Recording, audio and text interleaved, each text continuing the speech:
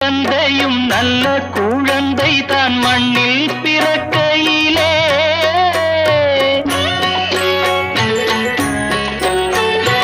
எந்த குழந்தையும் நல்ல குழந்தை தான் மண்ணில் பிறக்கையிலே பின்னல்லவராவதும் தீயவராவதும் அன்னை வளர்ப்பதிலே அன்னை வளர்ப்பதிலே நான் ஆரா